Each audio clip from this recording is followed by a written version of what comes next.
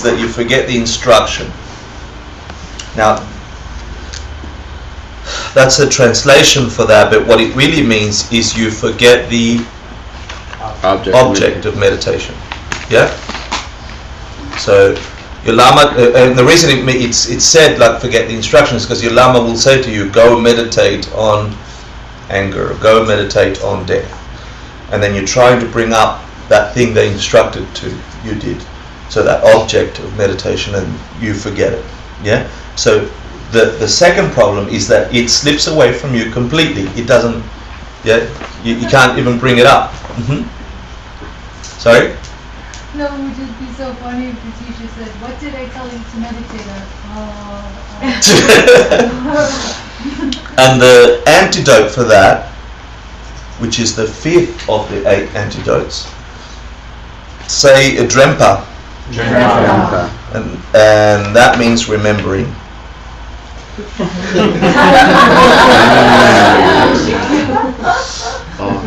Smriti in Sanskrit? Yeah, is that remembering? Yeah, remembering mindfulness. Yeah, I forget. I forget. That's a joke from Peter, everybody. That was funny.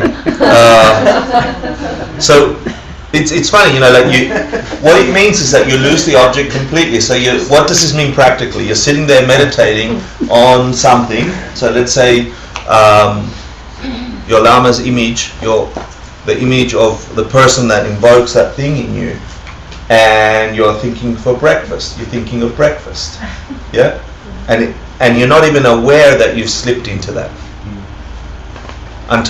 so the antidote to that is going. If it's slipped away, is remember. Yeah, that's what I'm supposed to be meditating on, and guess what? It works. Why? Because you jump onto it. The other part of that the other part of that antidote is to habituate yourself to the point where you know not to forget. So it's like you see the inertia. I keep using inertia today.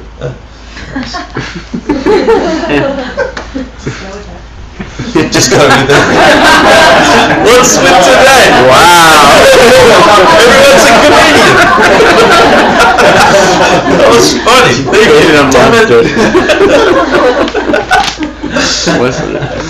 So try and remember the object, meaning practice on the object before you lose it, is also another way to interpret the remembering antidote. And drempa,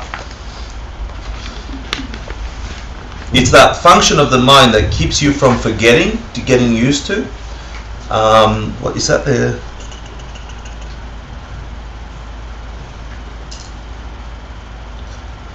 It's like if you have this, the habit of remembering, so you don't forget. It's like they said it's like the habit of, I'm trying to remember the exact thing. It's something to do with food comes instantly to mind when you're hungry. So that's such a correlated habit to have that when it's sort of like an impulse, but an impulse with a specific thing, reflex. The reflex is a sandwich or whatever it is for you that food is, and you're getting really hungry. When you're realizing you're forgetting, you've built such an impulse to say, remember the object, here's the object. Yeah, because you've been habituating the object. So the state of mind that gets you to instantly jump to the result, to the object you're trying to remember. It's like saying, hungry, bing, food pops up. Yeah, it's not even an effort. If you can get to that point, if you can habituate that, then you've got the remembering, the smriti stuff built up. Does that work? Mm-hmm. Cool. The idea here, in one of the things that nibbles away at this problem, or that prevents from remembering or smriti to activate, is if we keep jumping from meditation object to meditation object. So this week I'm going to meditate on this, or today I'm going to meditate on this, and tomorrow I'm going to meditate on that, and next week I'm going to meditate on that, because you don't develop this habit, or the hunger equals sandwich. Yeah. So choosing an object of meditation as you enter the practice of meditating and sticking to it for 3 months or 6 months is the key here, because you can't get to see this problem. You don't get to practice the muscle, the reflex muscle, to have the remembering to come back to the subject. Yeah. I have a question. I remember last week we were meditating of the 5 conditions of meditation, right? Mm-hmm. Like having a lot of time, being satisfied with all of those things. And when I was meditating, I was like, oh, this is great. I like to have time to, being happy with what I have. But like I don't know, like, is it what it is, or like beyond that? I mean, what do you know? Like, what do you do? Like what do you do besides focus on something? I'm like, it's such a great idea to have a lot of time to have an ethical life. It makes perfect sense for me, and I clearly see the reason why, and I think it's great. And is that what you are like? In other words, like, is that no? I want to thank Geshe Michael Roach for entering the room.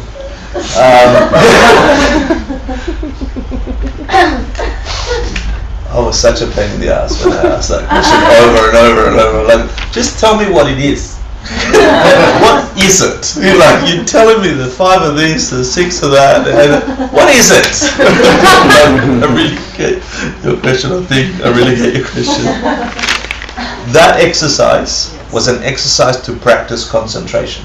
Okay, so you're exercising the entire muscle of meditation practice. Mm-hmm. So the object became the 5 conditions. The object could be a flower. The object could be, the first time I really got the essence of object, because I thought single pointed concentration meant, how do you get my mind to a tiny point? Because at the same time, Geshe Michael Roach told me that everything is divisible, and so if the point has a left and a right, then what's the point of the left? Shit, I'm down there.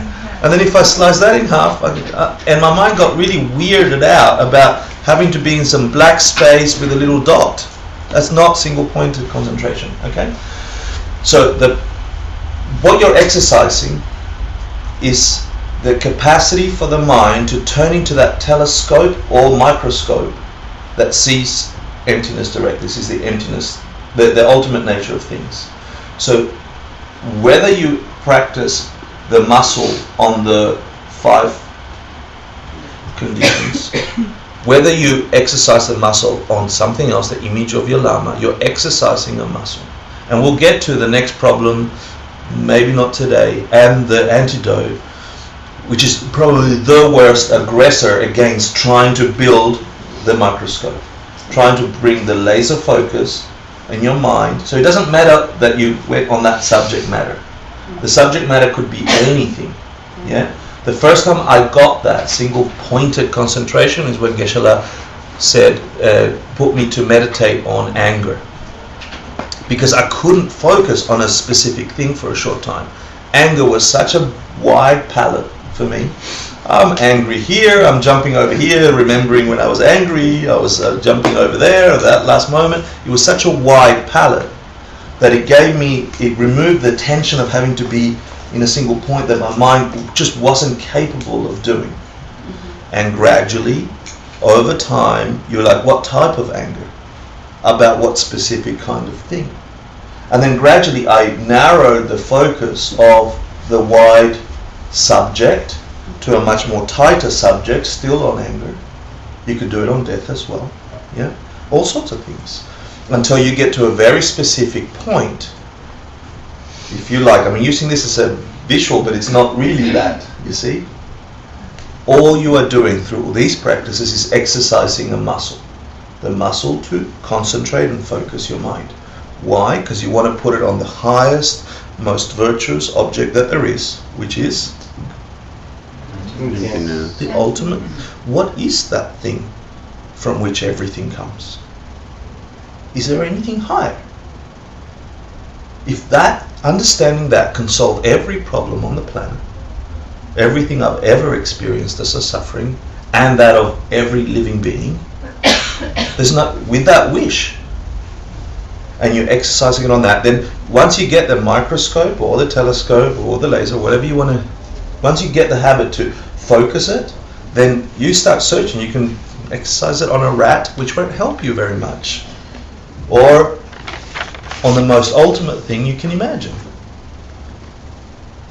And then the flavor of that imbues your mind for a long time, which we'll get to in the next episode, in the same bat channel, on the same. So what I want to leave you today is, don't beat yourself up about trying something that's amazingly virtuous. And I don't mean that word as in a religious word or anything like that. You are a human creature crawling on the planet where things fall apart, and you've got this thing appearing in your mind that says you can break that. There can be magic here. It doesn't have to be that way, and it's instantly available everywhere if you know how to have the eye lens, the microscope, and then you can help the other crabs get out. So the whole drive that gets you to sit down and avoid laziness, yeah, the way of thinking about this just helps you practice that state of mind. Yeah, there should be something driving you to say, I really want to figure it out. Yeah, and that I'd like to leave you with, just be aware how lucky you are to even want to consider these things. For whatever reason you come to hear these things, and use that as the energy for an experiment that maybe lasts 3 months or 6 months, but try it. And there isn't a better time than now, because seriously, if you can't meditate 5 minutes a day after coming to a weekly meditation course taught from Tibetan Buddhist tradition all the way back to the Buddha with 70,000 lists of whys and what fors, and real practical examples of how it can affect a life, change an experience, and result in stuff. If you're not going to do it now, you're probably not going to do it sometime later on in your life when you're sitting around, enjoying the garden. You got the instruction right now, so I'm saying, please look around the world and see the alternative, that all the other activity we do is to take care of the body, all the things that we possess and get. All our life is spent on that. Feeding the body, sleeping the body, sexing the body, kissing the body, getting a house for the body. Like, we get this puppet thing we look after. But we don't even spend a minute thinking, how can we impact, affect, and influence the thing that's actually creating it all. There's nothing in your experience that's not filtered through your mind. Work on that for just 5 minutes a day, 10 minutes a day. Figure out how, ask all your serious questions, try and come to the limits of why, but give yourself some space. A 6-month experiment. For me, it was a 3-month experiment. I thought, I don't believe all this crap, but I'll give it a go, because he was right. Everything else I worked towards was impermanent. There was nothing that I was working towards that wasn't going to go away or be taken away or disappear. I couldn't refute that. That's like, I didn't like it, but I couldn't refute it. So you've got something precious, and you've got all the health and life, and it's a beautiful teaching. It's a beautiful, beautiful thing. I hope it lands somewhere in your heart. And what I want you to do now is give it away to as many people that don't have it as you can by doing the blah blah. Yeah. Sashi Pukir Jishin Reto Tram Rira Rinshin Indegam Padi Sangha Shin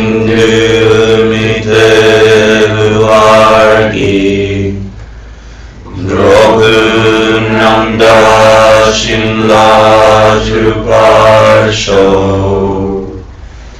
Idam Guru Ratnamandalatam Nilyatayami Gewadiyokun Sunam Yeshe Tsoksokshin Sunam Yeshe Lejunwe Rampadunito Parsho. And just imagine that being you left at the crown of your head becoming smaller and smaller, and feel them entering the crown and then slowly finding their way down to a place somewhere at the core of your heart.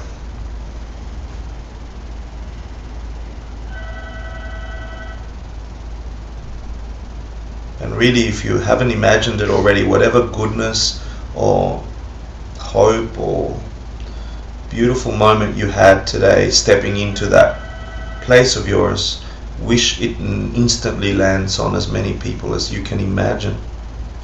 People around the world right now eating their dinners, putting their heads on their pillows to sleep. Some people happy, some people unhappy. Watch it land and somehow stay with all of them. And when you're ready, you can have a lovely weekend. Thank you.